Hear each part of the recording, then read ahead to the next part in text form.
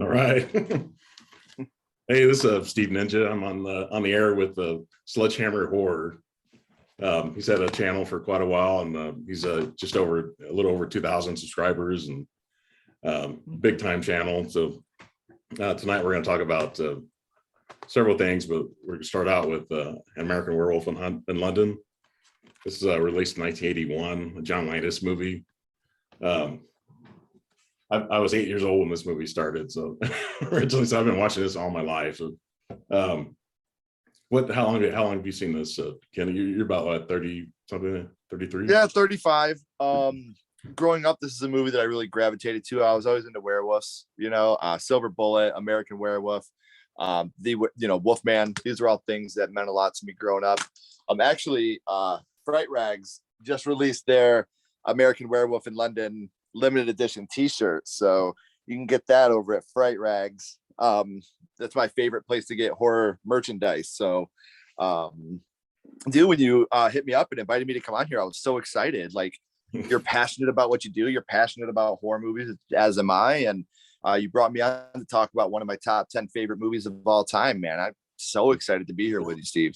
It's in my top 10 as well. I mean, this is, like I said, Arrow Video, they released this is the 40th anniversary, and they released this earlier this year. Arrow is like they're like a British company, kind of like Criterion, if you're familiar with Criterion. Yeah, in America, they really like to put a lot of extra features, and it's really for the dedicated fans that really want to buy something that gives a lot of detail and a lot of featurettes and commentary and that kind of stuff, and they really back up their product really well. I'd really recommend this. It comes a little booklet here. That's so sick. It's the shirt on the booklet. That's right. Yeah, that's so dope, man. Yeah.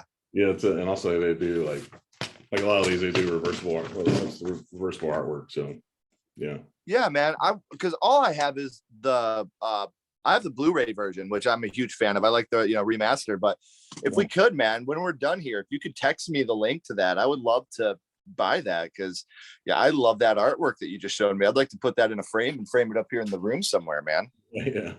It's what they call like boutique companies, like Criterion, where this stuff's not cheap, but I think this is like $32, something like that. Maybe sometimes like Criterion could be like $40. I think now they've gotten into 4K. I think they're going to get into 4K at the end of the year. I think that stuff's going to be like $50-$60. So it's definitely worth it though, man. I mean, to a point. I think there's some movies. Sleepaway Camp's a big one that comes to mind. Alien is another one that I prefer the grainy VHS feel on those films. I've got it. But that's just me, man. Like, I still have my Alien VHS. I still have my Sleepaway Camp VHS. Like, these are movies that I appreciate more. And obviously I've upgraded to Blu-ray and 4K on them too. But there's certain movies like Sleepaway Camp, especially the scene where you see the killer in the room, you can see that it's Ricky, like, with a wig on. And like, it totally ruins the film because he's not even the killer. Like, they had him stand in. So I definitely think that some films deserve to stay grainy, but then other ones really do pop more with the 4K and the Blu-ray. So it just really depends on the film for me. Yeah, I think with the 4Ks, they're trying to take the film grain out, but like the Blu-ray, there's still some film grain in there. I mean, they didn't take. I mean, it's a pretty clear image, but I love their catchphrase, "Beware the moon," and then all that stuff. Yeah, man. And originally Rick Baker did the makeup effects in this movie, and he was originally going to work on this, The Howling. As you know, his protege was Rob Bottin, and he was working on The Howling, setting up the creature effects and how the makeup and everything. And then John Landis called him about possibly working on American Werewolf in London, and they had worked together on years before on a movie called Schlock, which is kind of like a comedy. It's where Rick Baker wears an ape suit like he did in King Kong. Yeah. Okay. And so at that point he said, I'll set up all the makeup effects, and then I'll call Rob Bottin and have him take over for The Howling, and then I'll move over to American Werewolf in London. It's like, those two had worked together on the Star Wars Cantina scene originally. Rob Bottin was like in the band, they play the same music all the time, and he was like as you look at it, he's on the far left, and he was the tallest of the bald-headed band members. He was the tallest one in that. So they had worked on Star Wars, and we're big time friends, and collaborators, and as you know, Rick Baker's like a 7-time Oscar winner, and unfortunately, Rob Bottin finally did one on a kind of a collaborative Oscar for Total Recall years later, which I've got that somewhere here, but they worked on Total Recall, but that was like he worked on a team that did the effects in that movie, and he really deserved one for the Thing. He worked on the Thing, did the makeup for that, and that was like I said, I got props for everything. Yeah, man. Well, no, that's cool, because you've already talked about 2 of my top 3 favorite practical effect movies. American Werewolf in London and The Thing are both in the horror world, I think, cream of the crop. And then Nightmare on Elm Street, I think, is up there too, for the budget that Nightmare on Elm Street had to have the rotating room and the stuff they had with Tina and the waterbed blood. I think that those movies and American Werewolf, I mean, that transformation in the hands getting bigger and Jesus, I'm so hot. Like, it's so great, man. And one of the underrated things about American Werewolf in London is every time David sees Jack, he's decomposed more and more, just like he's deteriorating along with David's mental state. So it's like, is Jack real, or is it just David's deteriorating mindset and seeing him? And that's when I think of the most underrated things of this film, the great visual storytelling of watching Jack's deterioration and watching David just deteriorating along with him. So it's such an amazing storytelling detail that they do. And even like when he first sees him, he's like, "You gonna eat that?" And he grabs his toast and dips it in the eggs. It's like, it's a beautiful movie, man. Like, people talk about this being a horror movie, but I would argue this is a romance horror comedy, because you got the romance between Nurse Alex and David, which is such a beautiful love story in its own. But you also have the beautiful love story of, David and Jack, and not a romantic love, but a deeply seated platonic love that we've all had, that best friend that we love with all our heart. And I couldn't imagine watching my best friend being torn apart and what that would do to me. I mean, what he did, he ran away, like, and then he's like, "Oh yeah," turned around, and that was so great. It's amazing, dude. And like, I'm just so stoked that you invited me on to talk about this film, man, because I love it so much. And I really feel like this is one of the most underrated horror movies of all time. It doesn't get the credit it deserves. People go into it without the open mind of, it's not just a werewolf story. Like, to be honest with you, the werewolf story is more on the back burner. Like, it really is like a love story wrapped up in a horror movie, man. And that's what I love about it so much. Nurse Alex and David, it's a classic love story for the ages, man. I love it so much. And then, like I said, the comedy really lands, like when he's running naked through the town, or when he's talking to the cop when he's in the square.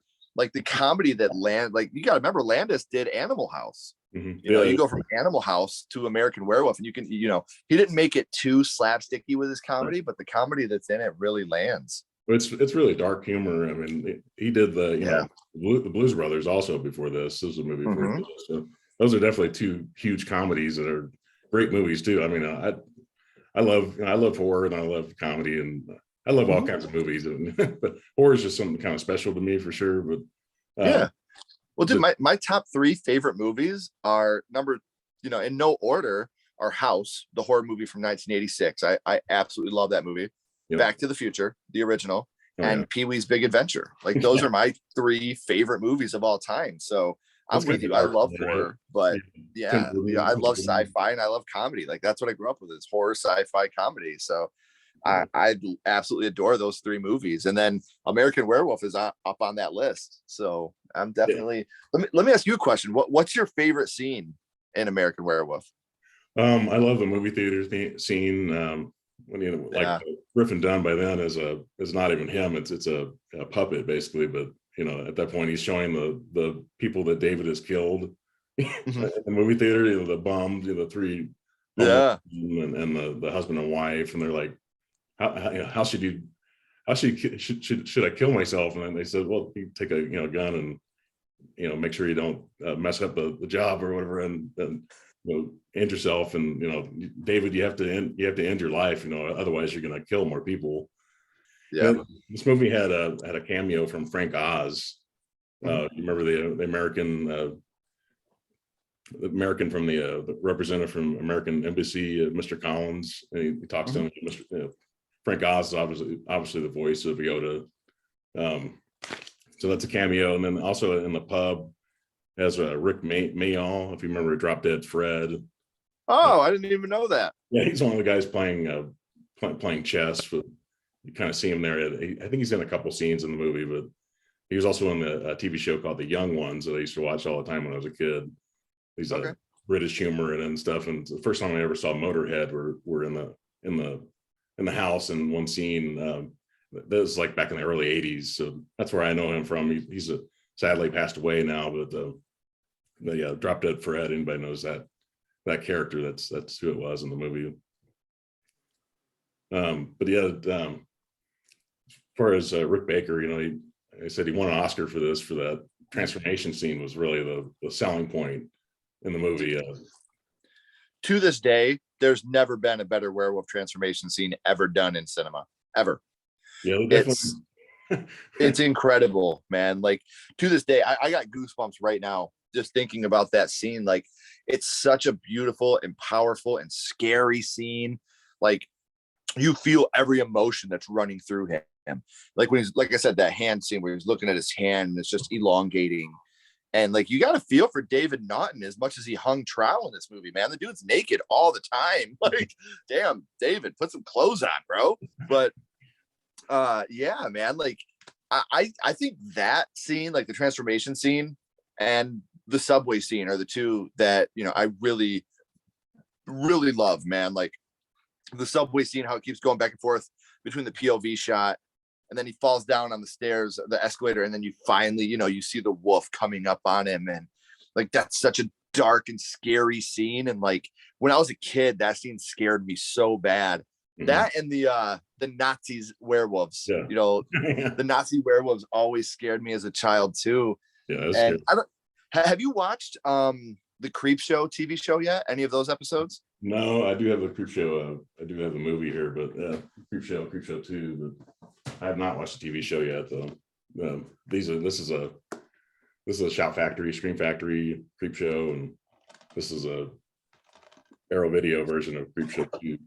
So yeah, dude, you got to check out, if you're a fan of American Werewolf, you got to check out the Creep Show TV show, because in season 1 they have an episode that's all about Nazi werewolves, and it's a total throwback to American Werewolf. But yeah, I got the Creep Show 2 score on vinyl. Oh, okay. Like yeah, I'm a big fan of Creep Show. I love it. I love Creep Show 1. I love Creep Show 2. I love the TV series. I wasn't a huge fan of Creep Show 3. I think that kind of went off the rails a little bit. Yeah, that was too modern, really. It looked too new, and it just didn't seem to fit the times. So maybe it's more like it. Yeah, and it wasn't. It didn't have a lot of the comic book feel, that the other ones had. Like, that's what really turned me off. I really like Tales from the Dark Side. I wish that would have been considered a Creep Show 3, because the cat episode was supposed to be filmed for Creep Show 2, the cat segment of Tales from the Dark Side, but they ran out of money. So like that became part of the Tales from the Dark Side, the movie. And I think it would have been great, but you were just talking about modernization and how that ruins films. So I kind of want to get your opinion on American Werewolf in Paris. What was your opinion on that? I actually wrote that down. Yeah, that's I've only seen that movie like once. The only thing I remember from that movie is the song from Bush called Mouth. Yeah. I remember that. I remember the CGI being terrible. Thomas Everett Scott, I just thought, man, this just not as good as not nearly as good as the original. And some people liked it at the time, but like and the thing you just brought up that you hit the nail on the head on, for me personally, the CGI completely bunked that film, man. Just like the Thing prequel that came out in 2011 and the Nightmare on Elm Street remake. The same problem I have with all three of these films. They could have been great. They could have been great, not just good. They could have been great. especially that Thing prequel. That was so much fun. It's so good, but the CGI ruined those films. You take these films that we grew up on, and they had the amazing practical effect work that they had, and then you take those and you take the stories and you make the stories weaker and add CGI to it. Yeah. That's a wrap, man. Like that's it. I agree with you. The CGI completely. Is that the 2011 one, or is that the Thing? Yeah. You say you didn't like it, or you just kind of liked it, or? I mean, like, it was okay. I think it would have been much better with practical effects. Yeah. There's a practical effect version out there, I've heard, and you can see the practical effects on YouTube. Yeah. But I would love to see a full director's cut version of the 2011 film with the practical effect work on it. But like I said, that really turned me off, just because The Thing is probably my favorite practical effect horror movie of all time. And to take that and make it CGI, I wasn't a huge fan. It turned me. The story was great, and I love the twist of it being the prequel. Yeah. But I couldn't get into the CGI work. That's what I remember the most about this one, is that I didn't know anything about the movie. I thought it was just a remake of the original, and it wasn't until I got to the very end that I realized this is a prequel. Yeah. I know people that knew that, and I think it ruined the movie for them. For me, it was like, oh, I thought it was a remake, but this is a prequel to that, because it takes in the end of it. It ends the way the original one started, or yeah. And I did the same thing. I was in the theater and I was like, oh, like, this is a prequel. Like, I felt it. Spoiler alert, guys, but I felt the same way about Final Destination 5. Mm-hmm. Like, when you find out that was a prequel to the first one, when they started getting on the plane and stuff, and then you see them, I was like, no way, that is do you care if I swear, or do you? No. Yeah, I was just fucking brilliant, man. Like, wow, this is like, I was blown away. So, and that's what I felt when I watched The Thing. I was really bummed out, and the ending really did flip it for me and make it better. Mm-hmm. But altogether, I think that the CGI is and like I said, what sucks is they actually filmed a practical version. Okay. And the studio was like, no, we're going to add our effects to it. And that sucks, man. Like, and I'm not anti-CGI. Right. CGI can be amazing. If you look at the Child's Play remake, a lot of that is CGI, and it looks so good that you can't even tell. So when CGI is done right, it's absolutely awesome. When it's done wrong, it's really bad. Like, really bad. Like Jurassic Park, they used a lot of CGI and some practical effects too. I remember that Rob Bottin was one of the people that when Jurassic Park came out in 1993. I remember he was one of the people that thought, well, my career's over now. It's not going to go CGI now. And he's worked off and on. I think he's kind of retired now. I know Rick Baker's retired. He's in his early 70s now, so you wouldn't know. He has a long gray hair. You wouldn't know that he's as old as he is. But Rob Bottin is, I think he's a little, maybe 4 or 5 years younger, maybe, or something like that, younger than Rick Baker. But I think they're both out of the business now. Right. Other than like The Walking Dead, you don't see a ton of practical effects and that's movies or TV that shows. Sucks, unless like you said, unless it's The Walking Dead, or like a lot of the indie films, fan films still use practical effects, and I think that's incredible. I love fan films and indie films. Shudder is one of my favorite things. I absolutely adore Shudder. If you guys don't have a Shudder subscription, I would strongly recommend it. I think it's $4.99 a month, and you get your classic horror movies, you get newer horror movies, you get TV shows. It's incredible. It is literally my favorite streaming service in the world. I do want to ask you a question though, man. We were just talking about a movie that I have torn opinions about. So Steve Ninja, I want to get Steve's ninja opinion here. Is Jurassic Park a horror movie? Yeah, I think so. Yeah, sure. It's scary, very scary. 100%. 100%. It's like Thank you. The original Terminator. I think original Terminator is a horror movie. Slasher. I wouldn't say that about the sequels so much. I love Terminator 2 though. But yeah, me too. I think Terminator 2 is up there with Hellraiser 2 and Evil Dead 2 as the best sequels of all time. Right. But the Terminator is a total slasher film, man. Like, he goes through the phone book and is executing every Sarah Connor. And he's hiding under a mask to hide his true identity. Mm-hmm. I mean, like, to me, it's total slasher, man. I will die on the hill that Terminator is a slasher and that Jurassic Park and the original Ghostbusters are total horror movies, man. Yeah, I love Ghostbusters. Dude, it's a horror film, man. Like when you have Dana sitting on that chair and the monsters start coming in, Gozer, and they start grabbing her face, and then the chair sucks back, or the librarian scene at the beginning, like, dude, total horror film, man. Like, and Ghostbusters 2 has some horror elements, like when Janos is riding on the bike and he takes the kid off the building, right, or the slime comes in the bathtub, like 100% horror elements. But 1 was way a horror movie, and 2 was kind of like a horror comedy. And 1 was a horror comedy, but I think it was more horror than comedy, where 2 went more comedy than horror. Just like with the Terminator, I feel like the first one's like a horror action sci-fi, whereas the second one is an action sci-fi, like very little horror elements in the second one. But I will say, in the second one, when the T-1000 is in the mental hospital and he's in the shape of the other security guard and he sticks the thing through his eye, couldn't watch that scene as a kid, bro. It scared me, Steve. Like, that scene really scared me when I was a kid. So yeah, and he killed Robert Patrick. He killed his the kid's step parents, or what were they, adopted parents, whatever, the foster parents, I guess. He killed them both, and took over the way the mother looked, took over her image, whatever, and then talked on the phone and had her voice on there. So there's some scary stuff in that. I mean, the way he runs it, runs a lot faster. Oh, dude, totally, man. Totally. See, I'm glad you agree with me on these, man, because like I remember when Jurassic Park came out and Fangoria put Jurassic Park on the cover of their magazine, and people were pissed. Like, you talk about slasher elements. What about when the raptor's in that kitchen and his claws reach around, or when the T-Rex? Like, there's so many like, and you got a beautiful poster of Jaws there behind you. Right. And people were like, "Oh, Steven Spielberg, Jurassic Park." It's like, dude, Steven Spielberg was a producer on Poltergeist. Right. Like, Steven Spielberg made Jaws. Like, don't sit here and bullshit me and tell me, yeah, I got mine sitting right up here. I just did an interview about that movie. Hey, I think Spielberg directed this movie. I think, even though Tobe Hooper is listed as a director, people will tell you that Spielberg directed a lot of this movie. There's a lot of stuff they said he was there like whole week directing. I think because he was tied up with E.T., he couldn't be involved with both movies. I think Tobe Hooper was kind of like the stand-in kind of director that did a lot of directing in it, but I think Spielberg did a lot of it.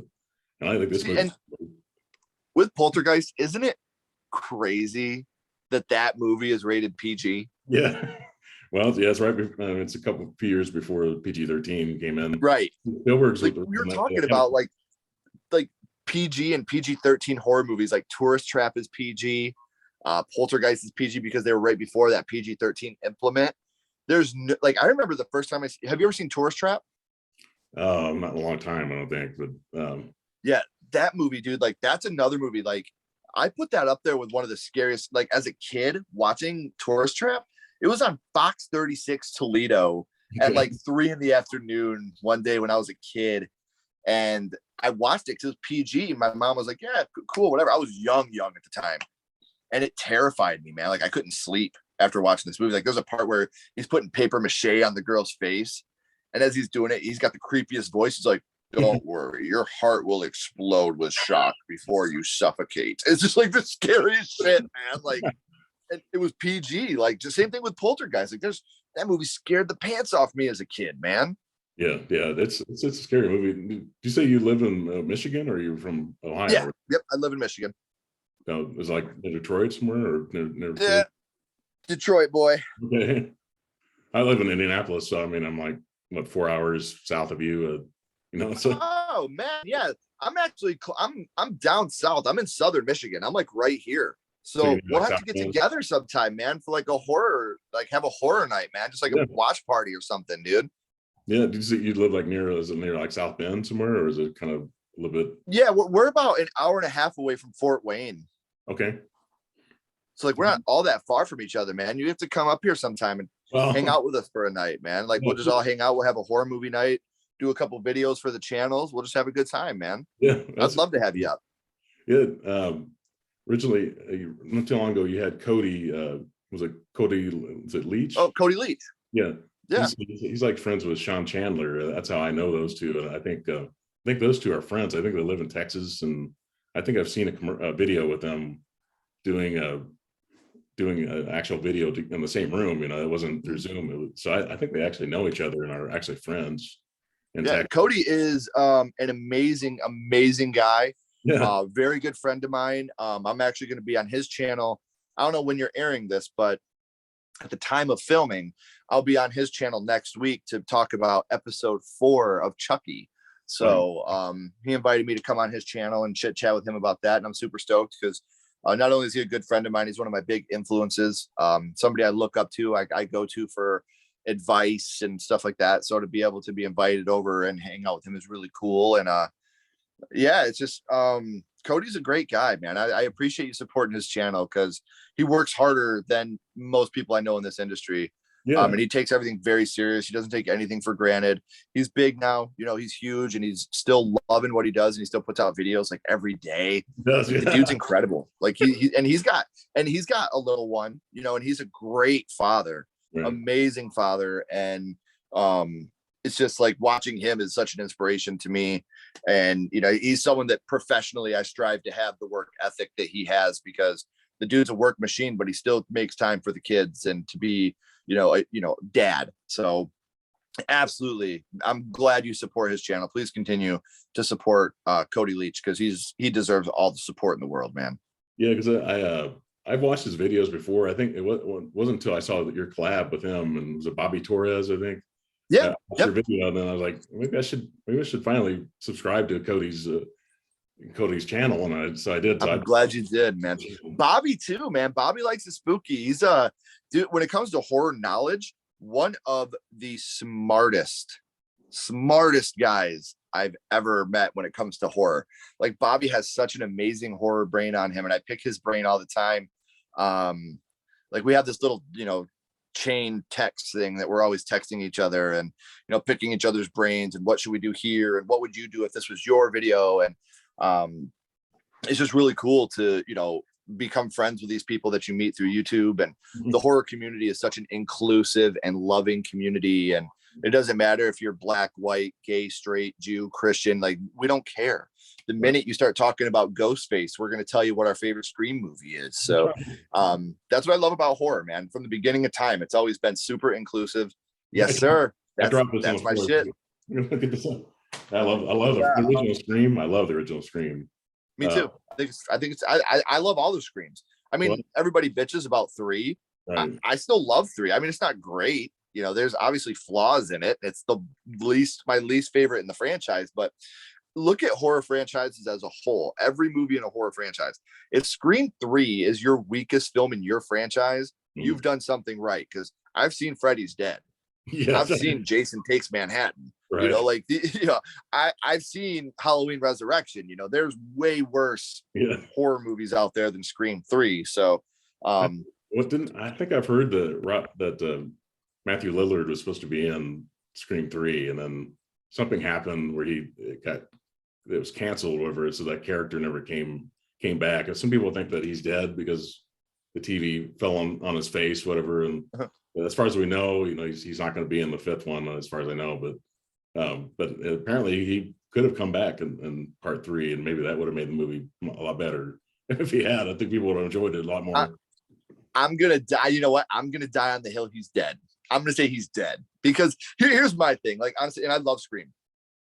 One of my first tattoos, I went to get a Ghostface tattoo, and when I got there, I switched it to getting the actual Scream painting.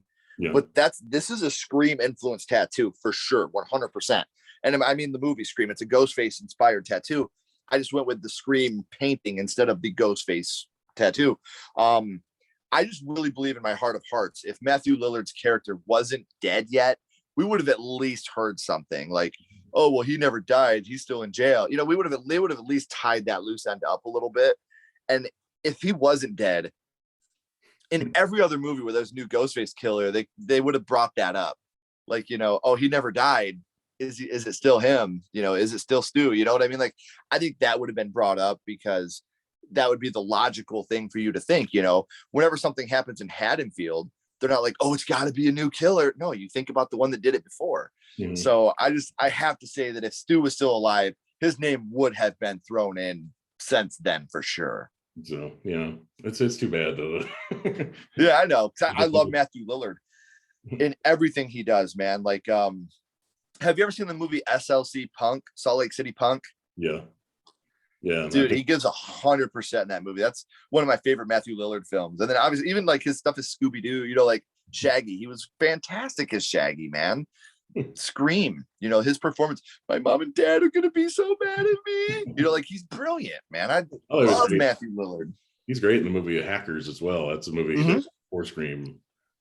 He said that he talks about Wes Craven, how Wes Craven gave him this big break. He had done some movies before, but it was Wes Craven that told him that he could be good enough to win an Oscar someday, and really encouraged him.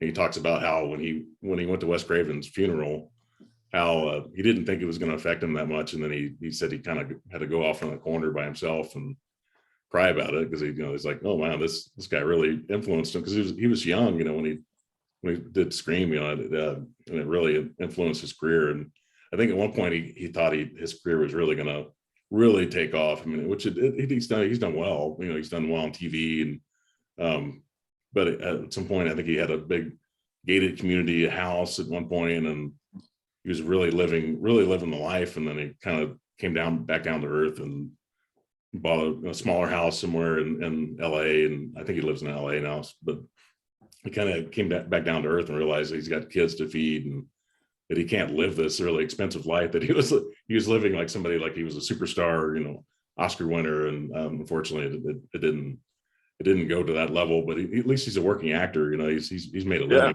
working, acting, and now he's really active doing horror conventions. Something that's something I want to talk about tonight, that I would really encourage people that love horror to find a horror convention in their town somewhere. Yeah, like here, you're probably familiar with Horror Hound and Days of the Dead. These are huge conventions where a lot of stars come to these conventions, and you can get autographs and pictures, and it usually costs like $25 to $30 to get in, and then you got to pay for the other stuff additionally. But even if you just want to go and just walk around and see your heroes, that's it. At that point, and then you can buy like shirts like this is my Dawn of the Dead. Yeah, kind of really high quality stuff that you can buy, you can try out, and instead of buying stuff online, which you don't know what you're going to get necessarily, this is like high quality stuff. No one's paying me to I'll tell you this, man, this is a true story. I took my son to a con, and Norman Reedus was there, Daryl from The Walking Dead. Right. And my son was probably 4 or 5 at the time. He was a young boy, and we waited in line for like 2.5 hours to go up so my son could get a picture with Norman. And we got up there, and they were like, this is not a picture line, this is not an autograph line, this is just a meet and greet. You get to shake his hand and go. And my son was so upset, man. Like, he was so heartbroken. And we got up there, and Norman looked at his security guy, and he was like, hey, do you mind running and grabbing the boy a chocolate bar from my bag? So the guy left, and he was like, pick your kid up real quick and snap a picture. And I got a picture of me holding my son up to the table, and my brother took a picture of us from behind. And you can tell it's really shaky and quick, but we had to be. And Norman Reedus won a fan for life that day, because he could have been like, man, there are rules, there's nothing I can do. But he went out of his way not only to get a picture with my son, but then he gave him a little chocolate bar for my son to take home, and like I said, and this is at the height of Walking Dead fandom. He was the biggest star in the world at the time. And like I said, he could have just been like, man, I'm sorry, there's nothing I can do, it's out of my hands. But he went out of his way to make sure my son got that picture, and it was fucking cool, dude. So Norman Reedus, I've heard some people be like, oh, that guy's a jerk. And I'm like, there's no way. You had to have caught him on a terrible day where his dog just died or something, because he went out of his way to make sure my kid was taken care of. The only person I've ever met, I'm not even gonna say the name because I don't want to bring somebody else down, but there was one person that completely ignored my son, and me and him had some words, and then I realized who I was talking to, and I was like, I might want to shut up. After we're done recording, I'll tell you who it was. Just remind me. But me and him had some words. Wasn't Tom Savini, was it? Wasn't Tom Savini, was it? No. Okay. Nope. I've had nothing. He's been pretty cool. Dude, I've had nothing but great. That's another person. Every interaction I've had with Tom Savini has been great. He's been super kind, super cool. I mean, he's not, I mean, like, he's like stern, you know, but he's not a dick, Right. you know, like by any stretch. Another one, if you guys ever get the chance to meet Lloyd Kaufman, man, Lloyd Kaufman is the funniest, coolest dude. I can't recommend you meeting Lloyd enough. And then Patricia Tallman from Night of the Living Dead and Star Trek, she's an absolute angel. Lisa Wilcox from the Nightmare on Elm Street franchise is a goddess. And I got to throw this out here, man, while we're on your channel. You know, Victor Miller is a good friend of mine. And the fact that he won the beginning part of this lawsuit is such a good sign for the Friday the 13th franchise. And this is the type of guy that Victor is. He won the lawsuit. I got the news that he won the lawsuit. Yeah. Yes, that's such a great box set. Oh, it's so awesome. I love it, man. He won the lawsuit. I texted him and I said, "Hey, Vic, congratulations. I'm so proud of you. You deserve this." He texted me back, "Sledge, you the best," with a bunch of hammer emojis. And like, it was just the coolest. Like, I still have to pinch myself. You know, I'm talking to Vic. Dude, I'll show you the very first piece of Sledgehammer horror merchandise I ever made. Is this right here. Yeah. Like, that's how much. Yeah. Huh? Kylie Johnson has one of those, right? Yeah. Yeah. Kylie's a good friend of mine. Yep. Yeah. That's how you heard of me, isn't it? From Kylie? Yep. Yeah. I shipped her one of these, man, because she's a good friend of mine. She's amazing. That's how I found Kylie. I bought this it was like about a year ago. To lose everything. I bought this like a year ago, and I was like, I wonder how other people on YouTube are ranking these, because I hadn't seen a lot of them in a while. And I went on there, and she was like the third or fourth person I saw on the search. That's how it's like, what was this? And that's why she's like my little sister, man. Like, legit. Like, I talk to her, you know, 3 or 4 times a week. She is a free spirit, man, and Haunted Hippie is the perfect name for her, dude, because she is such an amazing person. And another person I'm so glad you support, because she's an amazing young lady, man. Like I said, I got the fatherly, brotherly love for her, man. I would do anything for that girl. So she's a very hardworking young lady with a great head on her shoulders and a huge, bright future ahead of her, man. So definitely continue to support her, because she deserves it too.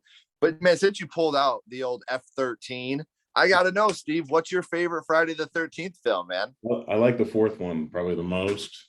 But I love 3D, the third one as well. And I love the part 6, Jason Lives. Especially because I love Alice Cooper and Teenage Frankenstein, and he's back.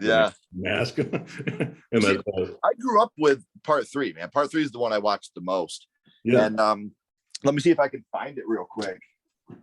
See if I still usually is that it? Yeah.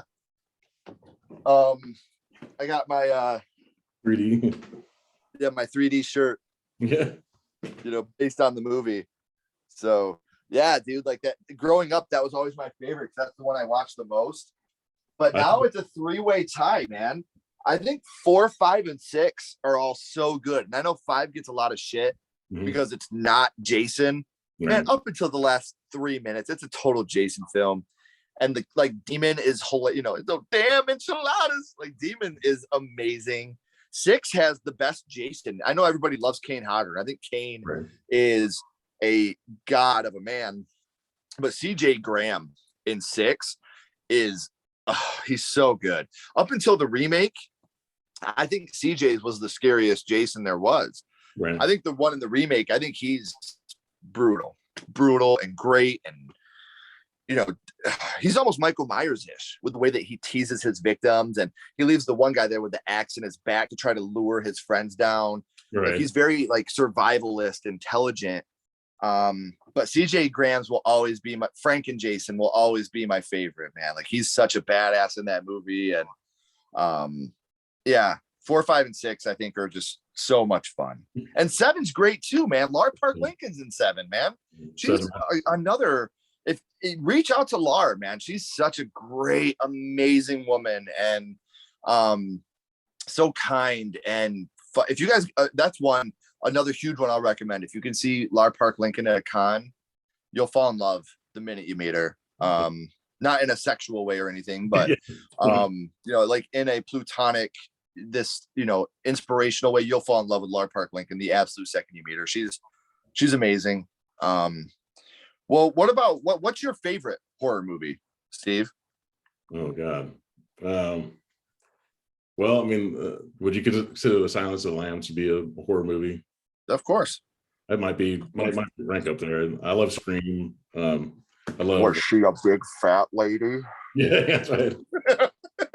You like Return of the Living Dead? Oh man, that's the most punk rock horror movie ever, man. I love Return of the Living Dead.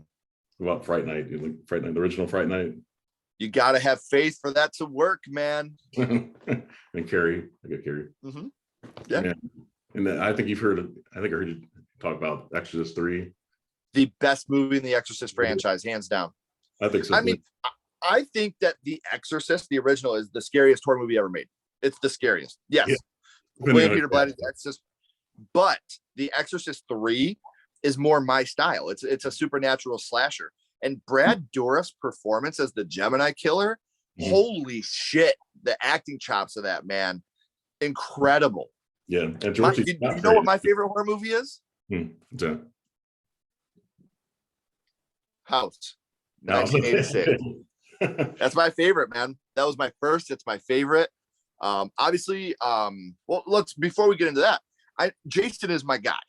He is my guy, but it's not my favorite horror franchise. Right. Do you know what my favorite horror franchise is? I think I heard you say Child's Play. The Child's Play, or yeah.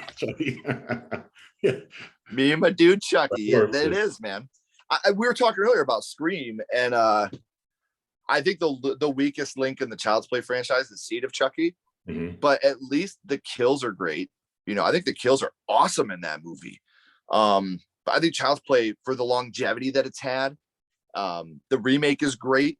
The original franchise is great. The TV show has been phenomenal so far. I'm having so much fun with the TV show. Really, yeah. Devin Sawa is amazing. The young cast is so great in this show.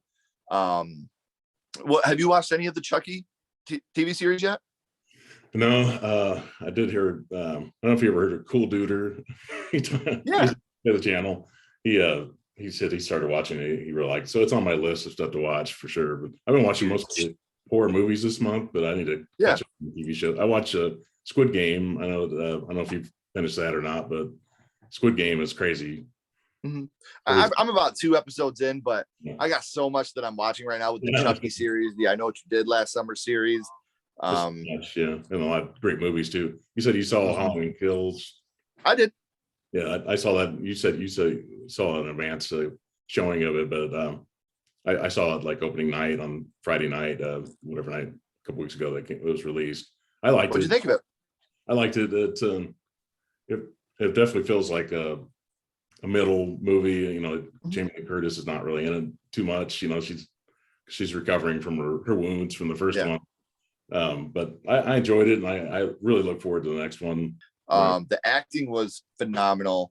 I just, a lot of the dialogue was weak, and I really hated the chasing of the mentally ill patient. Right. How are you going to confuse that guy from Michael Myers, man? So short, short guy. Yeah, he's way shorter. He's way stockier. Like, that didn't make much sense to me. I did love Big and Little John. I thought they were, a good comic release. Right. A relief. I'm sorry. It wasn't like something that was way forced down your throat. Like, it was genuine comedy. Right. I know Michael McDonald from Matt TV. That's how I know. Yeah. Yeah, dude. And I like the ending of the movie. I think that's a great way to end it. And if they retcon that in the next one, and this was just like a dream or a vision, I'm gonna be pissed. Yeah. Like, that'll be a good way to make me dislike Halloween Ends pretty quickly. Like, you have to end it like that. Don't be like Halloween H2O and Halloween Resurrection and ruin this great ending with a retcon in the next one. Like, that'll be bullshit. Like, I'll be so pissed if they do that. But of the big three, is that considered part of canon anymore? Which I love this movie. I don't like that one. You don't like part 2? The original part No, and like it's just like, look, here's what I'll say about it. The kills are great. I think that has the best kills in the whole franchise, including Halloween kills. Right. I think that the kills, yeah. It's what it has in kills. It's just so boring. Like in between kills, like it's like my buddy Nick said, because I agree with him. It's like, here's a hallway shot. Here's the hospital room. Here's out of the hallway. Here's another hospital room, like, and to each their own, you love the movie. That's awesome. I'm glad somebody made art that touches you. That one didn't do it for me. I'm also on the hill of, I love Season of the Witch. I think Season of the Witch is fantastic. Sure. Yeah. So it's just, to each their own. I'm glad everybody has their own opinion, because if we all had the same opinions, life would be boring as hell. I love the fact that we all have differing opinions.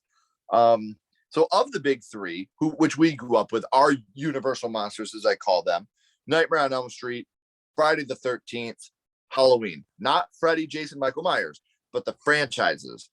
Nightmare on Elm Street, Friday the 13th, Halloween. You can choose one. Which one are you choosing? I think Friday the 13th is the most fun. I think it's just silly, man. I mean, it's something you grow up. I've grown up with you my life, and part 3 was the first one I ever saw.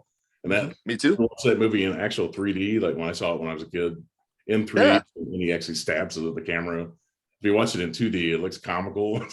And supposedly on the Blu-ray, supposedly if you have a 3D TV and player, you can actually see it in 3D, which I don't have a player, so I can't watch it in that. Right.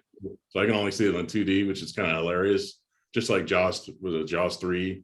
Yeah. I mean, you watch that now. It's funny when Jaws, when he approaches the camera and near the ending, it's kind of comical. But in the theater, it scared the hell out of me though. I was at 3. That 3 was the first one I saw from the Jaws series as well. So a lot of people don't like that movie too much, but I kind of it kind of has some meaning to me. Like, I think it was like I was like 83 or whatever. I was 10 at the time, so. For me, that really scared me at that age, just to see something like that, to see a shark approach a camera. Yeah. But you watch it in 2D, it's funny. It's like, that's how I feel about Freddy's Dead, Nightmare 6. Not my favorite Nightmare movie, but I seen it in theater in 3D with my uncle, and it meant the world to me. So, I got to give it up to that one too. So the nostalgia behind those, definitely something that I love. Is that the one with Alice Cooper where he's got a whip or something? Yeah, I remember seeing that one in the theater. Didn't they have like the Fat Boys or something like that, where the score? Because before that, like Dokken did part 3 of Nightmare on Elm Street, which for me, the Dream Warriors, that song, like that's something I associate with that movie quite a bit, because I was a huge fan of Dokken at the time, and I think the next part 4 was, I think, the Vinnie Vincent Invasion. It did was a Tough Love or something like that. So it was kind of a metal, and then they had the Fat Boys came in the 6th one or 5th one. So it kind of changed it to more of a hip hop kind of soundtrack instead of a metal soundtrack. Yeah. What about Ghost? Have you ever been a fan of Ghost or from Halloween Kills? What is it? The band Ghost. They have that song Hunter's Moon. It plays during the credits of Halloween Kills. So a lot of people left before it was over, because there's no end credit scene to the movie. So yeah, I remember like when I saw that in the theater, like the people that were there to clean the theater up were like, well, there's nothing else after the credits, so I don't know why people were hanging out to see it. And I was just there to hear the Ghost song at the end, like to hear it in a theater. I'll check it out, man. I got the Halloween Kills score. I just haven't dived too deep into it yet, but you're really convincing me to check that out, man. I don't think it's in the score though, because I think the score is just John Carpenter only. Okay. If you go online, you can hear it's just called Hunter's Moon. But will you text me the link when we're done? Yeah. Yeah, because I'm gonna have to check that out.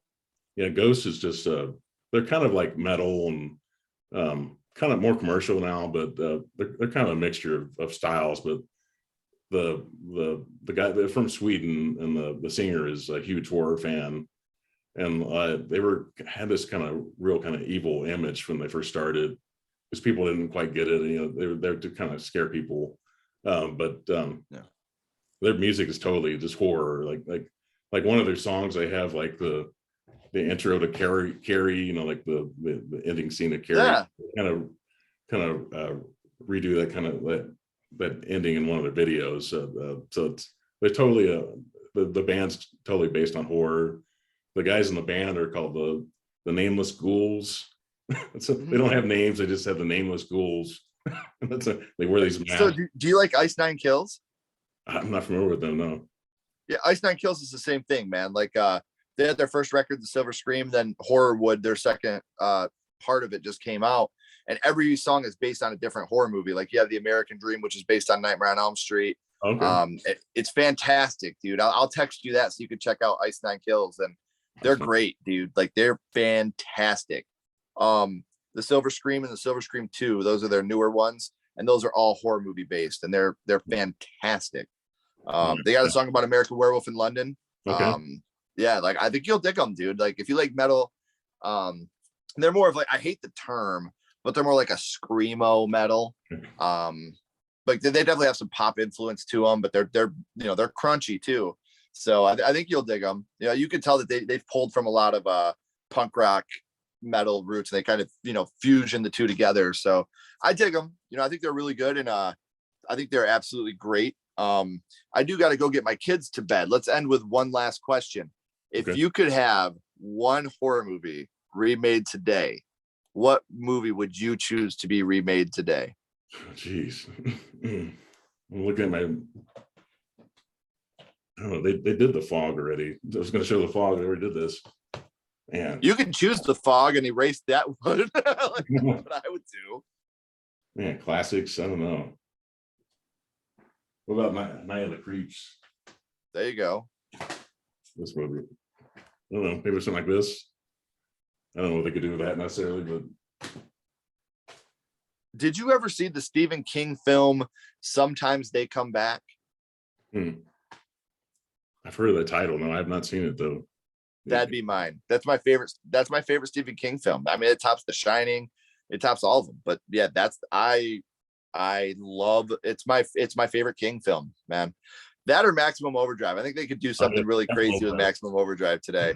Yeah, that'd be the best. Dude, Sometimes They Come Back is streaming free on YouTube. Okay. So once we get off here, I'll send you the link so that way you can check that out too and let me know what you think of it, man. Because I'd appreciate your opinion on it. Yeah, I'm writing this stuff down too, just to remind myself. Yeah, Maximum Overdrive. Stephen King was like doing heavy cocaine at the time. He's really bad shape in that movie. It should have been a lot better. I love the soundtrack. AC/DC does. AC/DC, man. So I love the soundtrack more than the movie. And then the pop cans coming out of the machine, like where they easily run away from the machine, but somehow the pop cans are like killing people with it.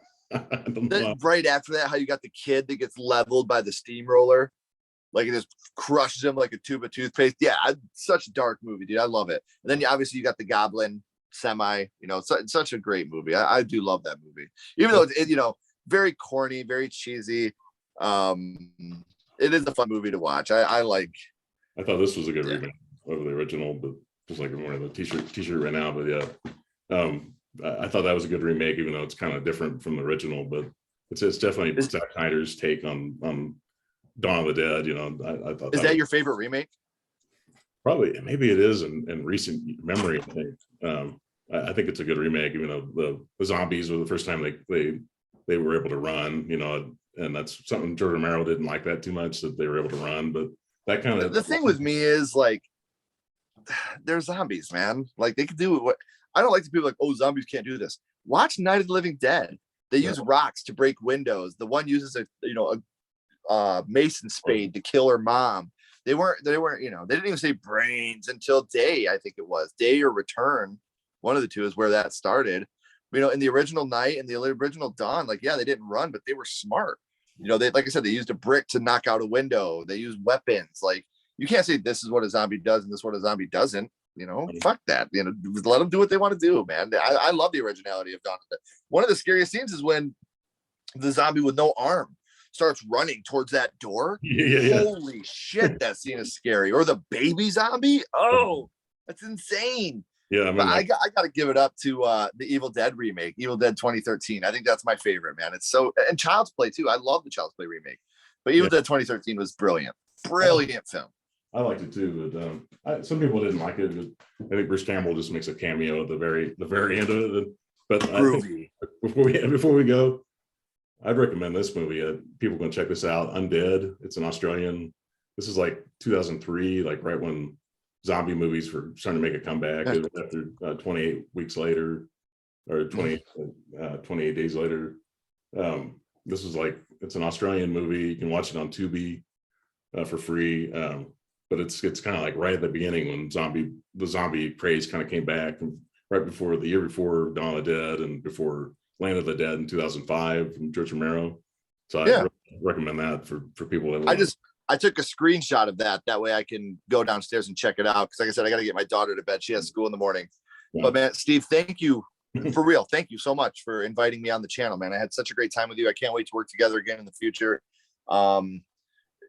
This has been a blast for me. So, here soon, I'm going to have you on my podcast, My First Horror Movie. Don't tell me what it is. So that way, I want to see where horror started for you. So I'd love to have you on the podcast sometime, man. Let's keep in touch. I'm pretty busy up until the end of the year, but maybe once January gets here, me and you can do something and get you on the channel. And I think we could have a great time. I had a great time doing this. So, dude, thank you. It means a lot to talk to somebody else that loves horror as much as I do and is as influenced by it as I am. So keep doing what you're doing, man. You got a great personality. You got a great spirit. I had a great time with you tonight. Appreciate it. YouTube and podcasting in general can get so frustrating and become such a headache, but don't let it bring you down, man. Just keep doing what you do. Like I said, I had a lot of fun. I'd be happy to, come out and hang out with you anytime. So keep in touch with me, man. Appreciate you taking time with me tonight, Ken. I really appreciate it. So you have a good night, man. I appreciate it. Thank you. See you, buddy. Bye.